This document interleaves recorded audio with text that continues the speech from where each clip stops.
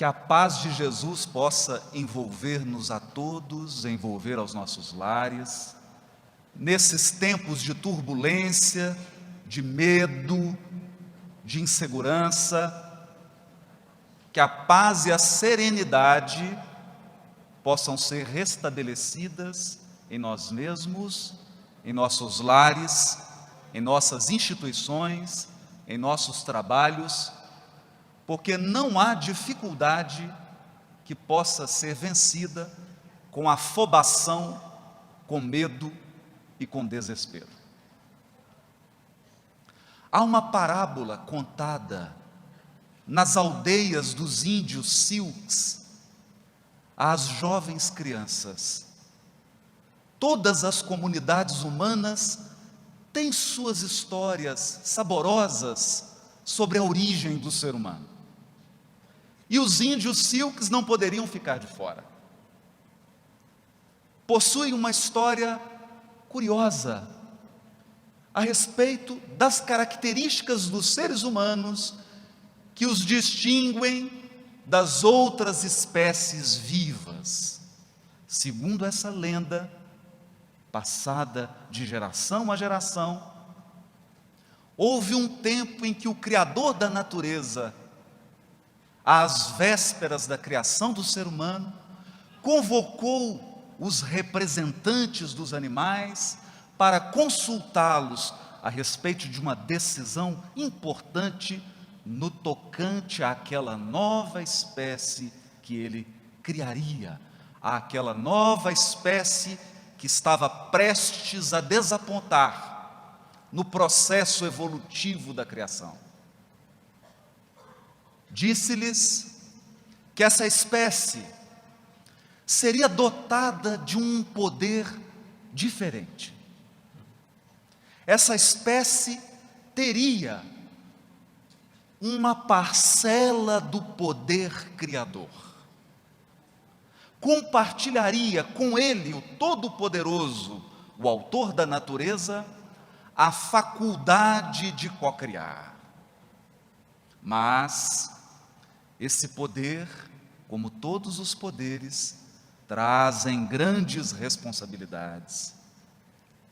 Então havia deliberado o Senhor da vida que esse poder somente seria acessado na sua plenitude no momento certo de amadurecimento individual daquela criatura nova que estava sendo gestada. Era necessário então ocultar por um tempo esse poder em um local que não pudesse ser acessado. Ouvindo então as demais espécies, falando pelas aves, apresentou-se a águia. E ela disse: Senhor, acostumada todas as aves a alcançarem altitudes, a voar acima das montanhas, eu, como águia, sugiro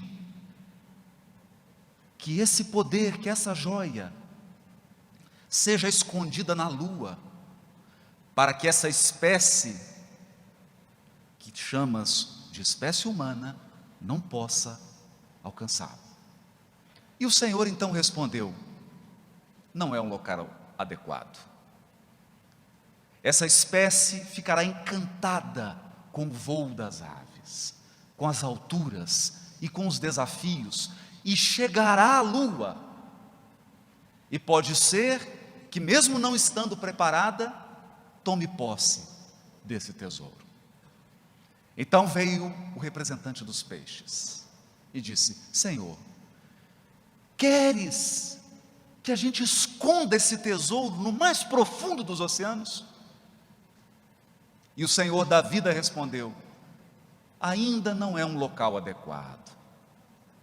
Esses seres que estão prestes a despontar na criação divina serão dotados de uma curiosidade, de um senso de desafio incomum. Eles mergulharão nos oceanos, irão explorar as profundezas e acabarão por encontrar esse tesouro, possivelmente antes do tempo. Então veio o representante dos animais terrestres, os búfalos, segundo a tradição Silks. E eles disseram: Senhor, podemos esconder esse tesouro na própria terra, no interior da terra. E o Senhor disse: aí não. Eles lavrarão a terra, a revolverão, em busca dos seus tesouros materiais, dos seus minerais preciosos, das pedras preciosas que eu espalhei pela superfície terrestre, e descobrirão esse tesouro. Então, fora do script, quebrando o protocolo, falou o tatu, o impertinente tatu: Senhor, eu sou hábil em esconder as coisas, em cavar buracos não muito acessíveis. Eu então lhe sugiro, Senhor da vida, com todo o respeito, que esconda esse tesouro num lugar que essa espécie vai demorar muito e muito tempo para procurar. Os animais, irritados com a quebra do protocolo, disseram: Senhor, não dê ouvidos. Esse é um buraqueiro, só faz intriga, só cava buraco. Mas o tatu disse: Senhor, me permita falar. Ele fala: diga, qual é o local? Um local onde, por muito tempo, eles não irão buscar esse tesouro. É dentro deles mesmos, Senhor. Esconda dentro deles mesmos.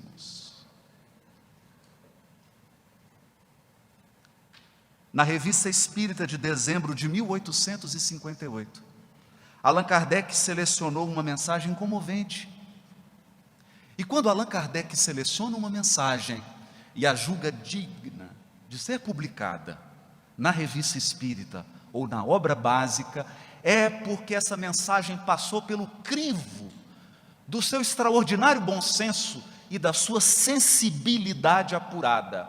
Diz o Espírito: ora, não sendo o perispírito realmente mais do que simples agente de transmissão, pois que no espírito é que está a consciência, lógico será deduzir-se que, se pudesse existir perispírito sem espírito, aquele, o perispírito, nada sentiria, exatamente como um corpo que morreu.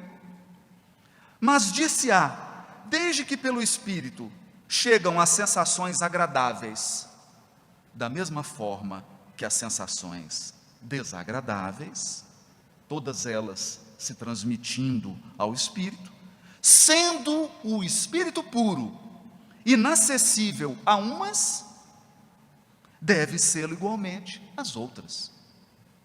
Se o espírito puro for inacessível às sensações desagradáveis, também eles serão inacessíveis às sensações agradáveis. Entretanto, o espírito puro experimenta sensações íntimas,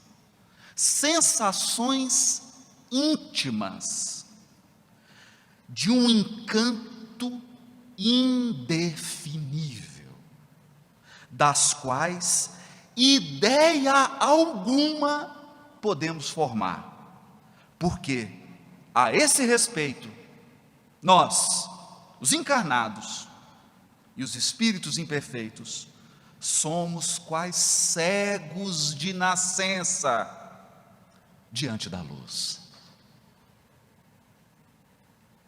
Cegos de nascença diante da luz. Sensações de um encanto indefinível. Onde estaria guardado esse tesouro?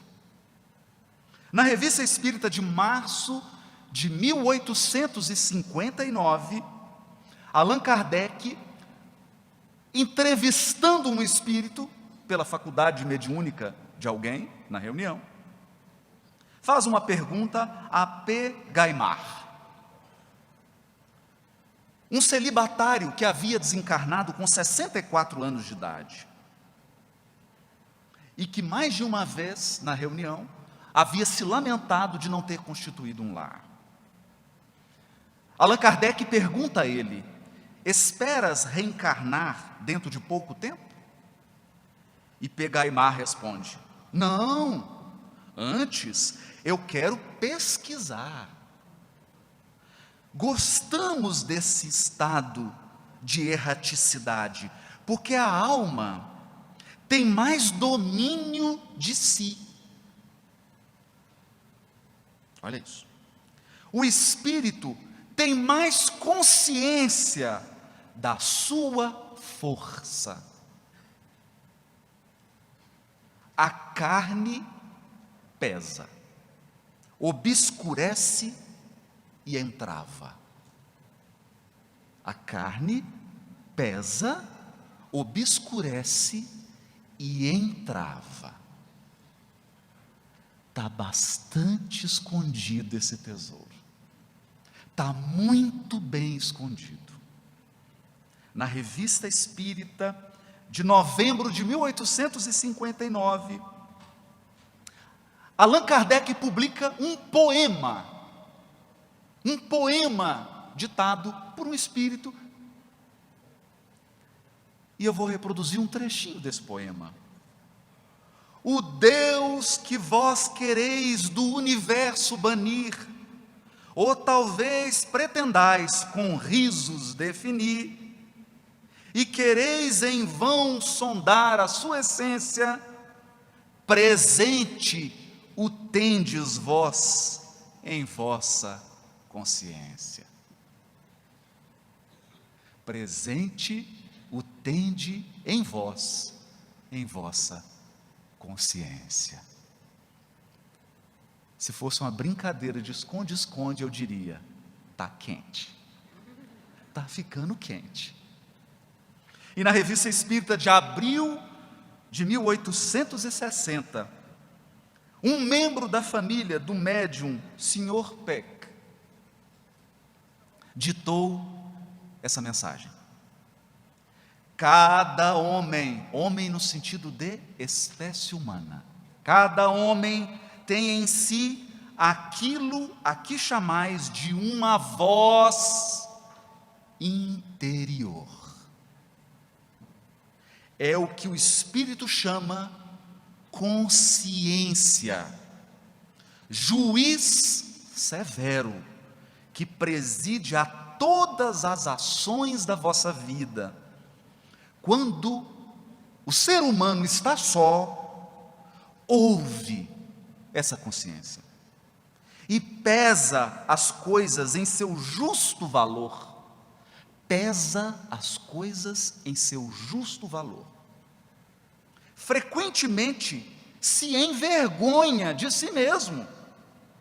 Nesse momento, ele reconhece a Deus. Mas a ignorância, conselheira fatal, o impele e lhe põe a máscara do orgulho. A máscara do orgulho, que silencia a consciência. E por fim, a mensagem da Revista Espírita de outubro de 1861, e eu estou citando na ordem cronológica, para que todos nós possamos perceber o aspecto gradativo do ensino dos Espíritos. Como que eles iam aprofundando a reflexão à medida que a comunidade amadurecia o seu pensamento acerca das questões espirituais. Nessa mensagem mais direta, agora ditada por um espírito protetor que não se identificou, apenas se identificou como espírito protetor. Dizem outros dentre vós, Ora, somos tão numerosos na terra que Deus não nos pode ver a todos. Escutai bem isto, meus amigos. Quando estais no cume da montanha, não abrangeis com o olhar os bilhões de grãos de areia que a cobrem? Pois bem, do mesmo modo Deus vos vê. Ele vos deixa usar do vosso livre-arbítrio, como vós deixais que esses grãos de areia se movam ao sabor do vento que os dispersa. Apenas com uma diferença: Deus, em sua misericórdia infinita, vos põe no fundo do coração uma sentinela vigilante, que se chama consciência. Eis o tesouro. Deus vos põe no fundo do coração uma sentinela, um vigilante, um guarda, que se chama consciência. Escutai-a, que somente bons conselhos ela vos dará. Às vezes, conseguis entorpecê-la, opondo-lhe o espírito do mal. Ela então se cala. Mas ficais certos de que a pobre escorraçada se fará ouvir, logo que lhe deixardes aperceber-se da sombra do remorso.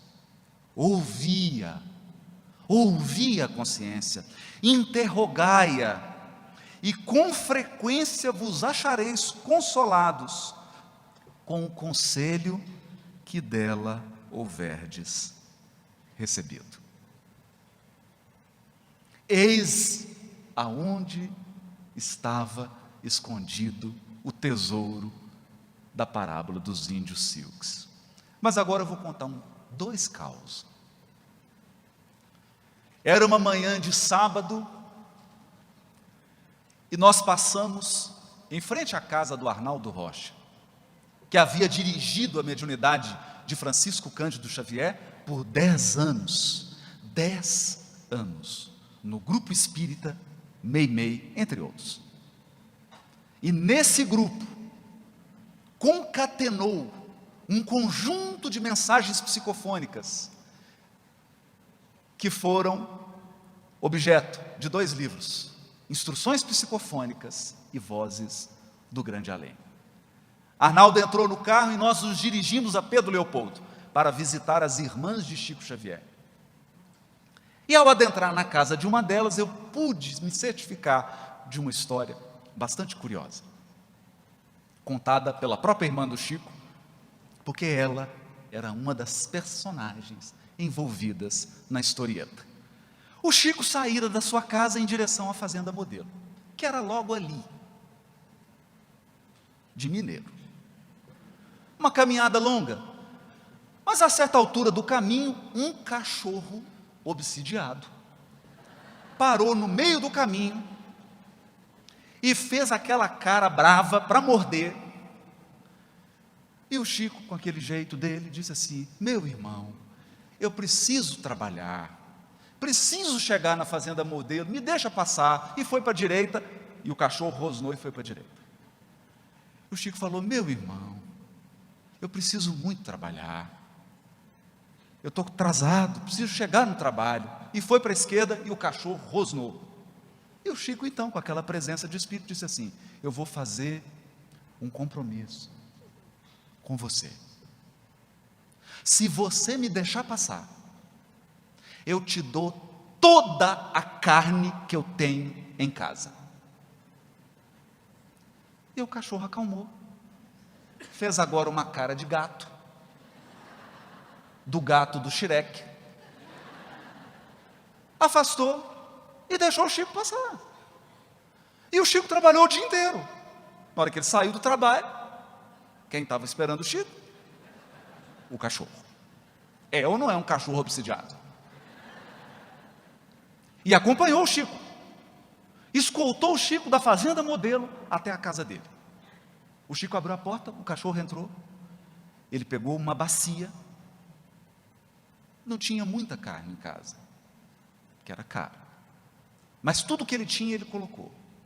E aí diz a irmã do Chico, depois de vasculhar tudo e colocar tudo na bacia,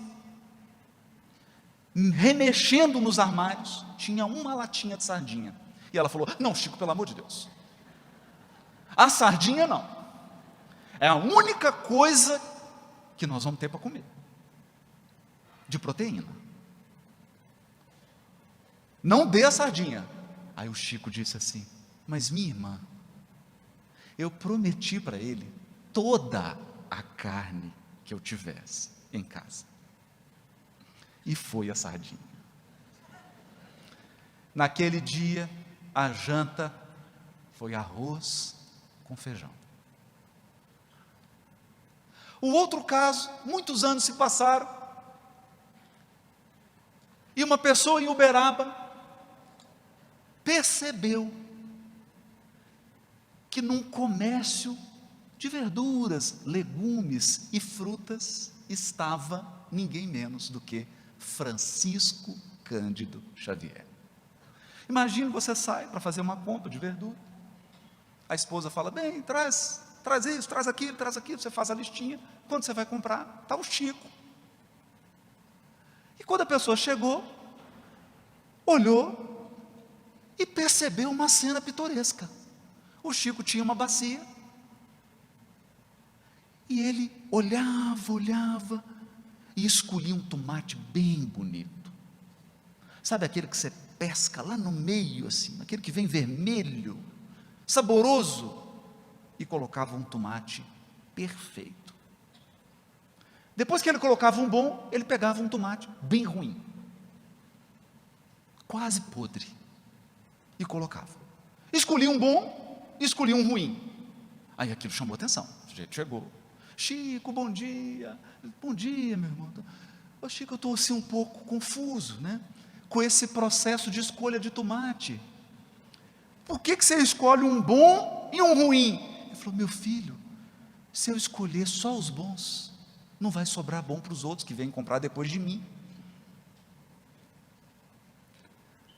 Lições que nos apontam para um elemento peculiar da consciência. Esse elemento peculiar foi abordado pelo Espírito Emmanuel na questão 303 do livro O Consolador. Perguntaram para Emmanuel, qual o sentido do ensinamento evangélico? Qual o sentido? Não é qual a letra, porque a letra é acessível para qualquer pessoa. Qualquer pessoa pode abrir a Bíblia, seja a Bíblia hebraica, seja o Novo Testamento, qualquer pessoa pode abrir e ler. A letra hoje, graças a Deus, é acessível, está disponível para qualquer pessoa, até na internet. O sentido, não. O sentido da letra nem sempre está disponível. Então a pergunta é inteligente, a pergunta é, qual o sentido do ensinamento evangélico? Todos os pecados vos serão perdoados, menos o que cometerdes contra o Espírito Santo. O Espírito Santo. Porque no imaginário popular o Espírito Santo é uma pomba branca, que é um completo desvirtuamento do verdadeiro sentido desse símbolo bíblico. Símbolo bíblico. O Espírito Ruach Kodesh. Santo em hebraico é reservado para Deus. Aquilo que foi reservado para a ação divina. Aquilo que foi reservado para a manifestação divina. Não importa. Pode ser um vaso, pode ser um pão, pode ser um incenso, pode ser o templo inteiro, pode ser uma oferenda, quilos e quilos de colheita. Naqueles tempos, poderia ser um animal oferecido ao sacrifício. Desde que aquele objeto ou coisa fosse separado, desde que aquilo fosse reservado para a ação e para a manifestação do divino, tornava-se santo. Mas, aqui, a pergunta é a respeito de uma passagem que distingue dois tipos de erro. O erro comum, que é o erro facilmente desculpável, e um erro de natureza grave. Um erro tão grave, que não pode ser desculpado. O erro cometido contra o espírito reservado a Deus. É difícil, a pergunta é difícil. Pergunta 303. Eu estou lendo só a pergunta por enquanto. Agora eu vou ler a resposta. Emmanuel responde: a aquisição do conhecimento espiritual com a perfeita noção de nossos deveres desperta em nosso íntimo a centelha do Espírito Divino que se encontra no âmago de todas as criaturas. Eu vou traduzir. Esse é o tesouro. No âmago de todas as criaturas há o gene da divindade, o DNA de Deus, nas palavras do próprio Emmanuel, no capítulo 30 do livro Fonte Viva, capítulo intitulado Educa, em homenagem a Sandra. Educa. Nós trazemos, a nossa genética espiritual é divina. Existe um DNA divino no âmago de todas as criaturas. Mas lembra da parábola dos índios? Esse tesouro foi ocultado, porque ele demanda preparação para ser acessado. É por isso que diz Emmanuel: a aquisição do conhecimento espiritual com a perfeita noção dos nossos deveres. Por que perfeita noção dos nossos deveres? Porque a coisa mais fácil de aprender é direito. É fácil aprender direito. Direitos. Todo mundo sabe os direitos. O difícil é aprender os deveres. O desafio do ser humano não são os direitos humanos. Isso todos sabemos. O desafio do ser humano são os deveres humanos. Porque são os deveres que asseguram os direitos. Ou como dirão os juristas, toda vez que se estabelece um direito, estabelece-se simultaneamente um dever para alguém.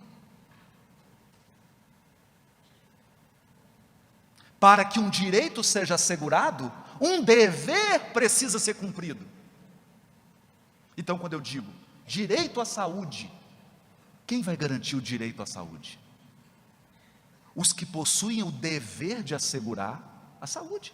Todos nós agora estamos com um conjunto de deveres para assegurar a saúde da comunidade. Nós precisamos lavar as mãos, precisamos usar o álcool, se for possível, evitar os abraços prolongados por mais de 15 minutos, os beijos cheios de saliva e melados, né? Os espirros na direção da face do outro. Deveres. Então, quando o espírito adquire conhecimento espiritual e toma posse da perfeita noção dos seus deveres espirituais, desperta. A centelha divina desperta nesse ser. Ela estava lá. Ela sempre esteve lá. Mas ela desperta. E ela estava onde? Ela estava na lua? Ela estava no fundo dos oceanos? Ela estava escondida na terra? Não! Onde o Criador escondeu o maior tesouro das criaturas? Dentro delas mesmas. Porque é o lugar, é o último que você pensa em procurar. É o lugar menos visitado pelos encarnados. É o menos visitado. Nesse instante, diz Emmanuel, descerra-se à nossa visão profunda o santuário da luz de Deus. Olha isso. O santuário da luz de Deus. Há em nós um local sagrado, se é que eu posso chamar de local, porque eu estou usando tudo que a linguagem humana me permite e vai ficar ruim. Há em nós uma centelha, um gene, um DNA, onde a luz do Criador se manifesta. Dentro de nós mesmos, consolidando e orientando as nossas mais legítimas noções de responsabilidade na vida. Então a luz de Deus nos guia, a luz de Deus nos conduz durante o processo evolutivo, é a luz dele, é ele que nos guia em direção a ele, é ele que nos orienta com relação às suas próprias leis, e ele não orienta a partir de fora, ele nos orienta, cada um de nós, de dentro de nós mesmos, despertando a centelha divina em nós. E esse despertar implica responsabilidade, deveres. Enquanto o homem se desvia ou fraqueja distante dessa iluminação, seu erro justifica-se de alguma sorte, pela ignorância ou pela cegueira. Se na criatura ainda não despertou a centelha divina, se ele ainda está buscando esse tesouro no oceano, nos ares, na terra, em tudo que é externo, se ele ainda tateia como um cego, o seu erro justifica-se. Justifica-se. Como exigir de um cego espiritual as manifestações de um vidente ou de um clarividente? Como exigir da criança tenra comportamento de um adulto sereno e experiente? Enquanto não desperta em nós a centelha da divindade, os erros são contabilizados à conta da ignorância, da cegueira espiritual. E o processo de reparo, o processo de resgate, ele é mais suave. Porque ele é um processo condizente com a infância espiritual da criatura. Todavia, a falta cometida em plena consciência do dever, depois da bênção do conhecimento interior, guardada no coração e no raciocínio, essa significa o pecado contra o Espírito Santo, porque a alma humana estará, então, contra si mesma, repudiando as suas divinas possibilidades. É lógico, portanto, que esses erros são os mais graves da vida, porque consistem no desprezo. Olha as palavras de Emmanuel, eu estou lendo a questão 303 do livro Consolador, porque consistem no desprezo dos homens pela expressão de Deus que habita neles. A expressão de Deus que habita em nós. Há uma expressão de Deus em você. Há uma centelha divina no mais profundo do seu ser. Acessar essa centelha nos traz maiores responsabilidades, porque a partir daí, o erro consciente e deliberado é desprezo à expressão de Deus em nós mesmos. Complicou um pouquinho. Eu vou complicar mais um pouco. Na questão 621, que todos nós sabemos, onde está escrita a lei de Deus? No fundo do oceano? Na lua? Na terra? Pergunta isso para um índio Silks, ele vai te responder. Está fora? Está num pergaminho? Está num papiro? Está na Bíblia que você tem em casa? A lei de Deus está em algo externo a você? Essa é uma pergunta relevante. Porque 90% da religiosidade humana, 90% da religiosidade humana acredita que a lei de Deus está fora dos próprios seres humanos.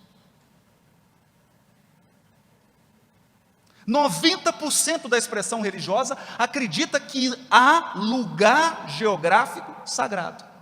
Então existem coordenadas, latitude e longitude, que são mais sagradas do que outras. 90% da religiosidade acredita que existem construções humanas sagradas. E que se você não entrar nessa construção, você não tem acesso a Deus.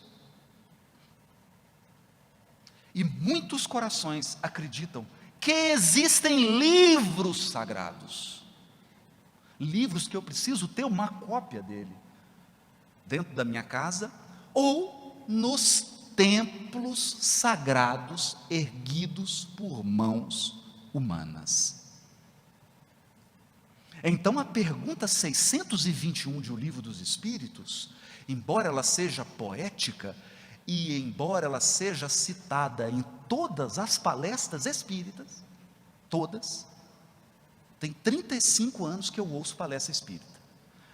Nos últimos 25 anos, eu escuto sempre as palestras de uma pessoa que eu já estou um pouco enjoado, as minhas. Eu sou obrigado a escutar todas as minhas palestras. Todas. Todas as palestras espíritas falam, a lei de Deus está escrita na consciência. Mas talvez a gente não se dê conta de que isso constitui uma profunda mudança de paradigma. Sabe por quê? Porque traz uma enorme responsabilidade. Os espíritos estão te dizendo, os espíritos estão me dizendo, os espíritos estão nos dizendo que a partir desse esclarecimento, o lugar sagrado agora é você. Você é o lugar sagrado da manifestação de Deus, onde quer que você esteja. onde quer que você esteja. É por isso, e agora eu vou mexer com a Sandra, você vai ver que ela vai ficar emocionada. Eu vou citar uma poetisa, chamada Alta de Souza. No Parnaso de Além-Túmulo, e só um espírito feminino para ditar uma poesia dessa, sem nenhum preconceito para com os homens.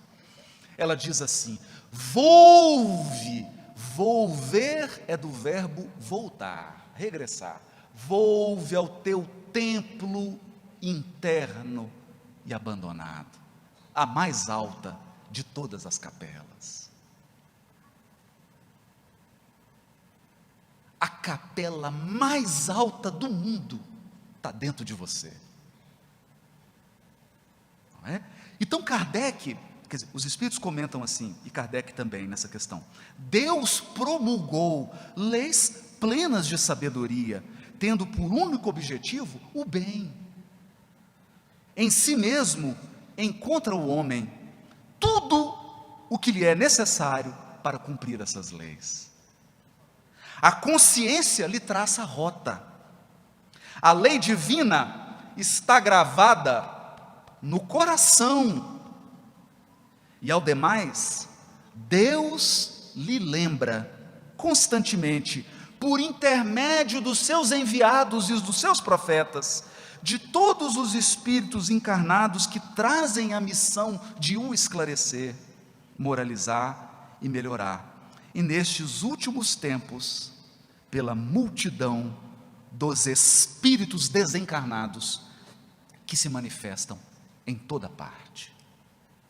Se o homem se conformasse rigorosamente com as leis divinas, não há dúvida de que se pouparia aos mais agudos males e viveria ditoso na terra. Então, olha isso. Se nós acessássemos esse templo divino, se nós acessássemos essa centelha divina, se nós ouvíssemos a voz de Deus que emana a partir dela, nós evitaríamos uma multidão de males e seríamos felizes, mesmo encarnados. Por quê? Porque não há um encarnado, e a Sandra acabou de dizer isso, não há um encarnado que não tenha na sua programação um pouquinhozinho de expiação e um bocadinho de prova. Eu não sei a quantidade, uns com mais, outros com menos, mas não tem ninguém encarnado, eu pelo menos nunca encontrei. Depois nós vamos fazer uma enquete. Alguém que tenha vivido e nunca passou por nenhuma prova, nunca passou por nenhuma expiação.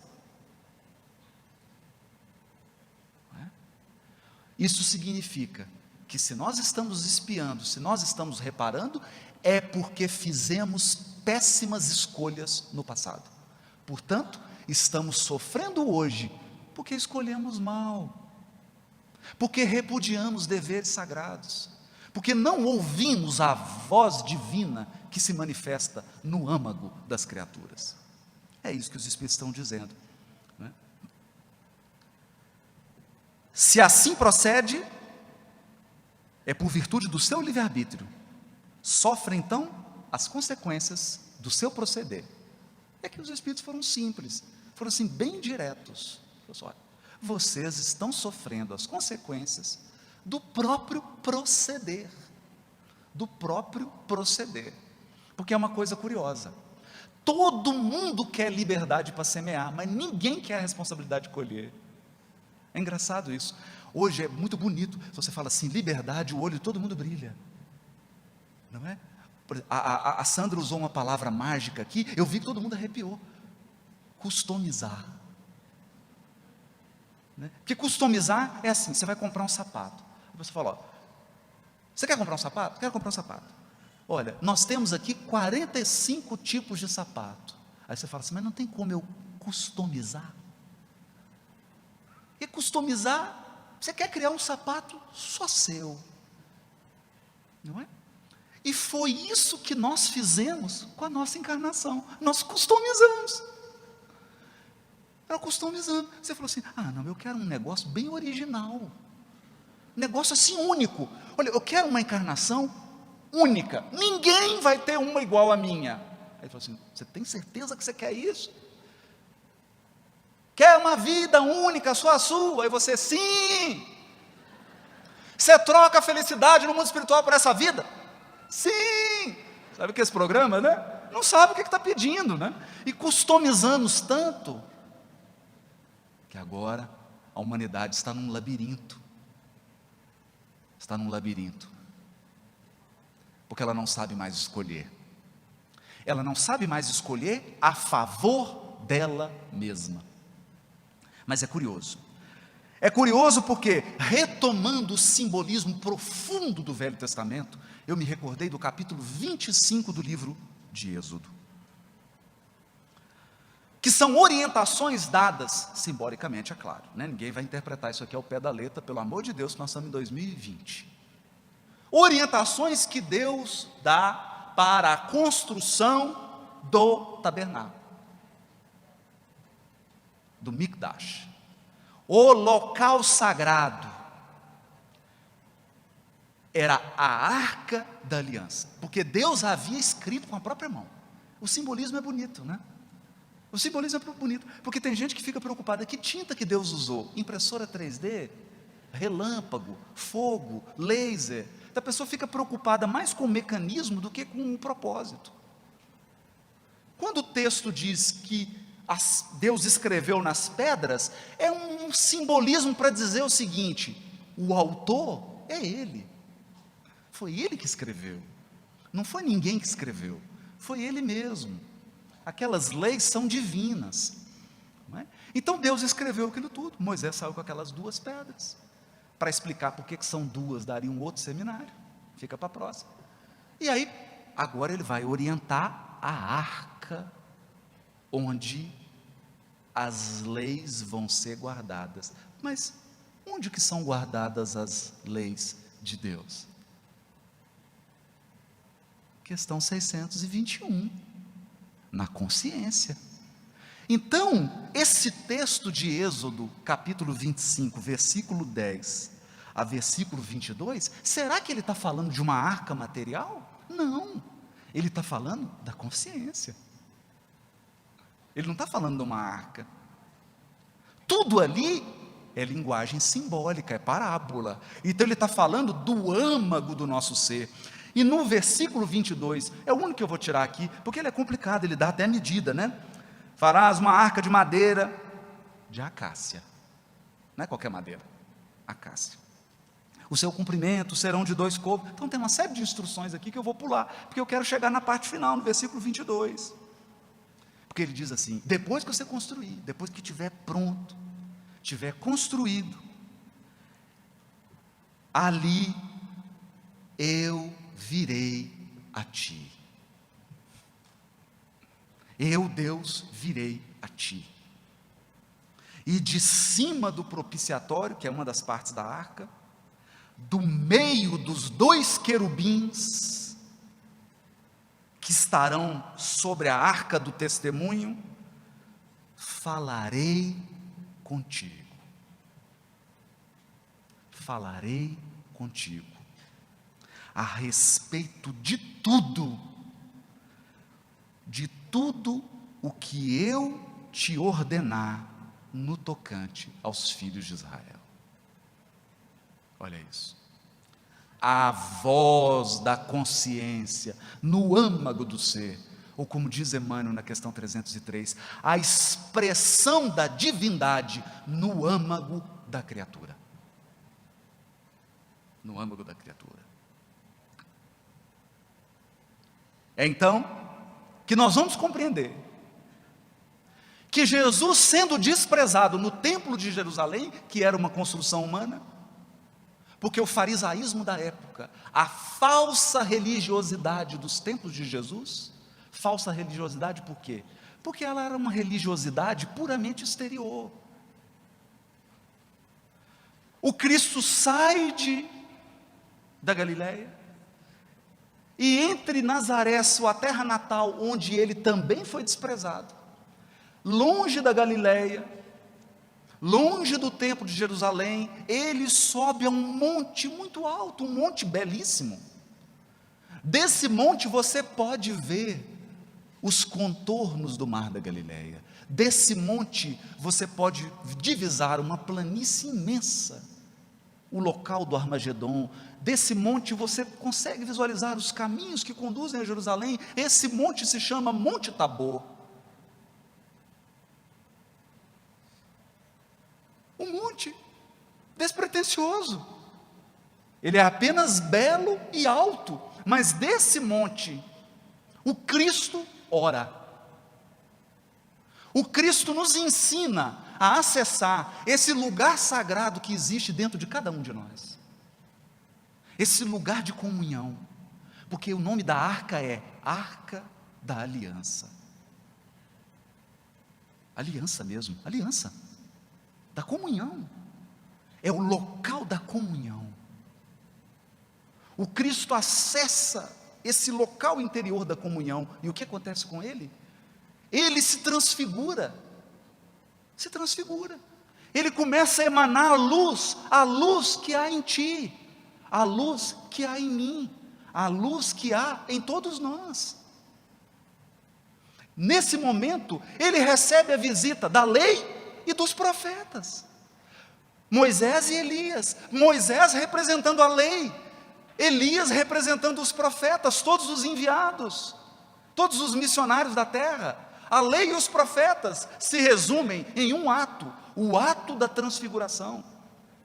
Mas nesse momento, Simão Pedro diz assim: Senhor, eu não preciso de mais nada, acabou.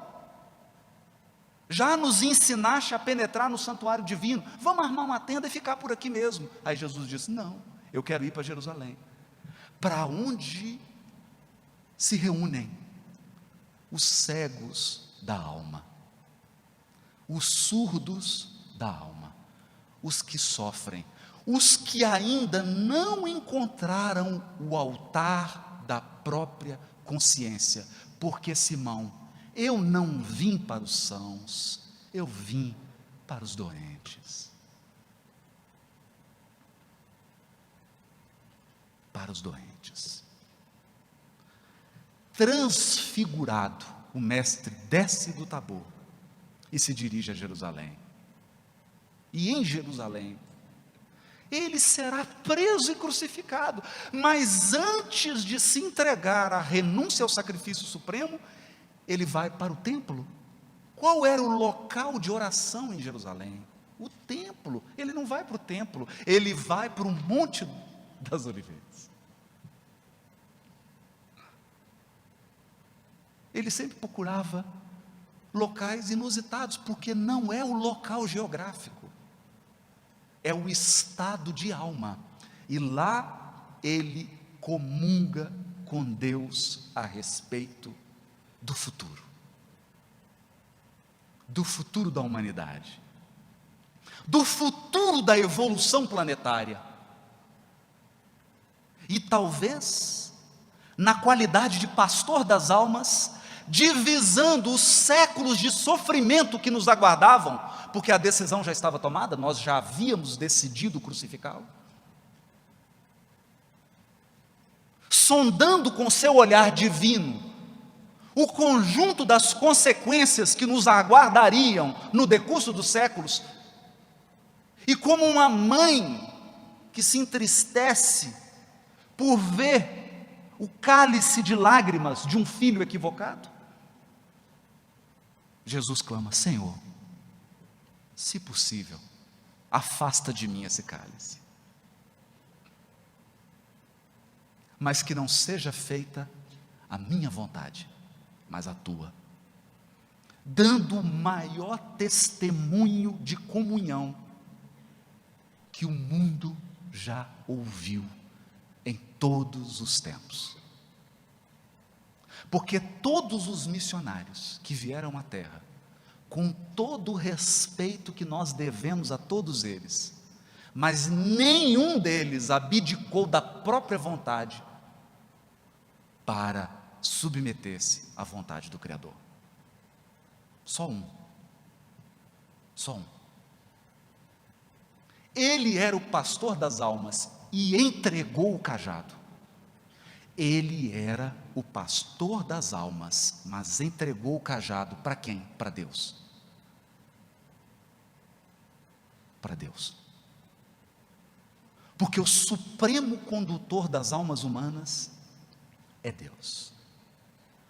Pensando nisso, eu encerro com um poema de Maria Dolores, psicografado por Francisco Cândido Xavier. O poema se chama Cercas. Cercas. Cerca, de cercar. Uma cerca. E isso me lembra ovelhas. Ovelhas desprevenidas. Ovelhas ingênuas. Ovelhas teimosas. Ovelhas revoltadas. Ovelhas surdas, cegas e mancas. Cercas para proteger as ovelhas. Cercas. Maria Dolores. Alma querida, escuta, em tuas horas lentas de inquietação, insegurança e luta, amargura e cansaço, ouvimos nós, noutros campos do espaço, as falas mudas que apresentas. Muitas vezes interrogas na oração, de espírito espantado e sofredor: se tudo o que esperei foi sonho vão, por que amarei assim sem ter amor?